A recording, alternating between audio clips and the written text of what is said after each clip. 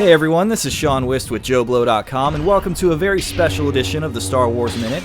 In this episode, we're going to break down the latest trailer for Rogue One, A Star Wars Story. There's a lot of cool information to cover, so let's jump right into it.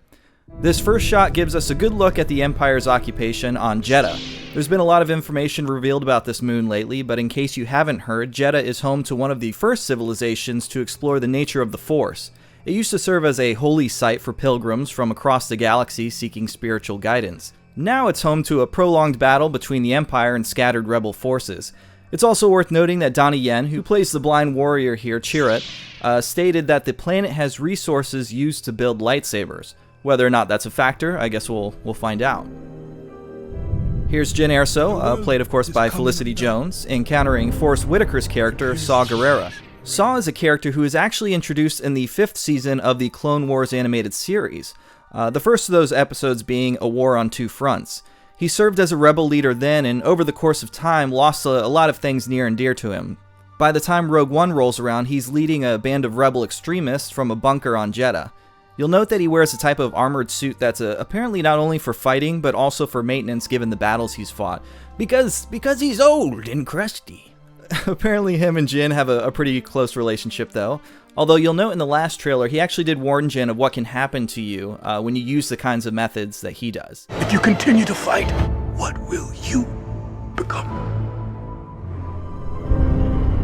Imperial flags reign across the galaxy. This scene should look pretty familiar from the first trailer. Mon Mothma mentions shackles here, so odds are that Jyn will be caught at the start of the film raiding some rebel supplies or something like that, or perhaps she's just taken in due to her importance. It hasn't really been stated in the trailers yet, but she's the daughter of Mads Mikkelsen's character, Galen Erso. Word on the street is that Galen had a heavy hand in helping to create the Death Star, hence Jyn's involvement. Mothma states that the rebellion needs to know how to destroy the Death Star, so I'm guessing they're going to hit up Jyn to appeal to her father and get that sweet, juicy Death Star info that results in a really bitchin' trench run.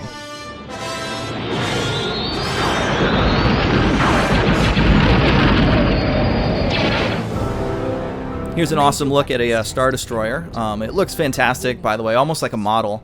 And you'll note this is actually the Imperial 1 model from A New Hope, as opposed to the Imperial 2 models from Empire and Jedi. You can tell by the bridge, which is slightly different, and the fact that it appears to be more white than gray. If you're really doing this. That Kyle Katarn looking fellow over there is Captain Cassian Andor, who's considered a respectful and cool-headed commander. Looks like the rebels will ask him to team up with Jyn in order to keep an eye on things. I want to help. Here's a shot of a new rebel ship, the U-Wing, which has the ability to extend its wings and make ground assaults. Good. I've been recruiting for the rebellion for a long time. We destroyed our home. This here is Baze Malbus, and he's Chirrut's bestie.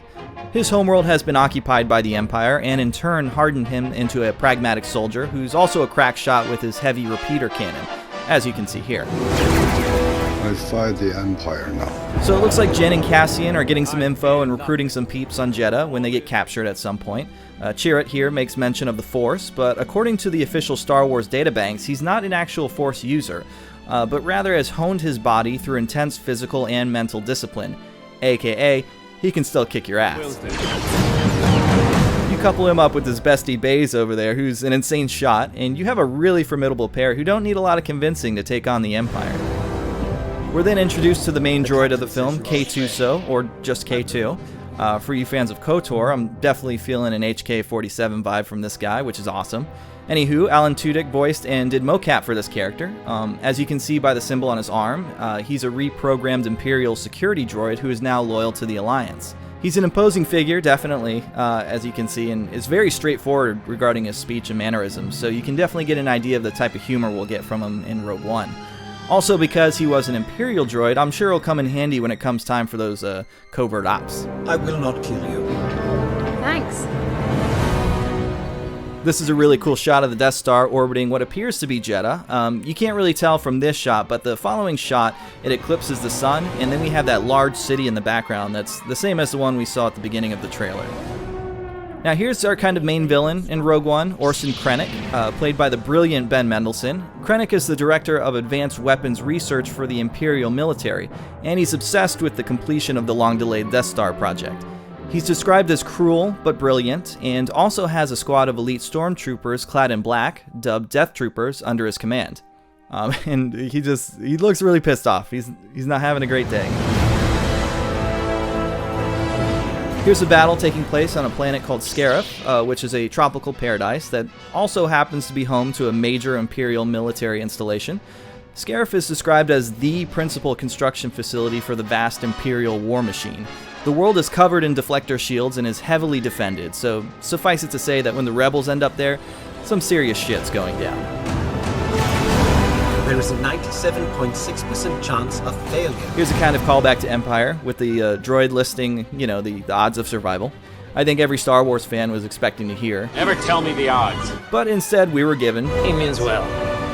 Before we move on, just really quick, this is Bodhi, an Imperial pilot who defected.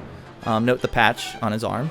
Here's a few really quick shots of a nighttime raid that take place, I don't know, somewhere. If you, like me, like your Imperial Walker money shots, here's a great one with Baze firing a rocket on an AT-ACT. That stands for All-Terrain Armored Cargo Transport. This is our chance. This walker is actually a larger version of the AT-AT, or AT-AT. I don't judge however you want to pronounce it. And the ACT features a dedicated cargo bed for the transportation of heavy building materials or combat munitions. These bad boys are mostly used at major Imperial construction projects like shipyards or research installations. To make a real difference. This is actually a great little acting moment on behalf of Forrest Whitaker. Of course, in the trailer, it sounds pretty uplifting with the music and Erso claiming that this is their chance to make a real difference. And Gerrera smiles, and you get a real sense of the relationship between those two. Of course, we don't know the context of the smile in the actual movie. I have a feeling he's kind of admiring her for her optimistic attitude towards the situation and probably thinks she's a little naive given his background. Who knows? It's just a great little character moment, and I'm glad they included it. You have Cassian and Jyn outrunning some rubble here, the cause of which could be a number of things. Maybe some sort of assault from Star Destroyers up above, or even the Death Star, who knows. But I just wanted to point out this shot in particular. It doesn't feel like a shot from a Star Wars movie, really, and I think that's awesome. The whole point of these spin-off films are to give fans a different take on the same universe, and that's exactly what we're getting here. I think a lot of people note there's a lot of shots here that don't feel like Star Wars, and that's really cool. Of course, it wouldn't be a Star Wars flick without some poor bastards in a console room diving for cover from an explosion. This time around, it's caused by a crashing TIE fighter. Rest in peace, guys. Are you with me? Here's another amazing shot with Jyn limping her determined ass towards this TIE fighter. And this shot, similar to the one where the ACT takes a rocket to the head, really gives you a great sense of scale regarding our heroes in front of these really imposing Imperial vehicles. And of course, Gareth Edwards, who also did Godzilla, he has a great handle on atmosphere and sense of scale.